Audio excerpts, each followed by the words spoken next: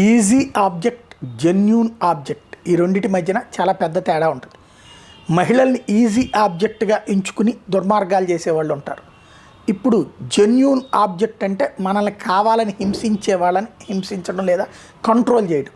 ఇప్పుడు easy object కింద రైళ్లు మారినాయి. ఎక్కడ పడితే అక్కడ రైళ్లు కూల్చేందుకోసం సిమెంట్ వాడారు, సిమెంట్ పిల్లర్స్ వాడారు, ఐరన్ పిల్లర్స్ వాడారు, రాళ్ళు పెట్టారు.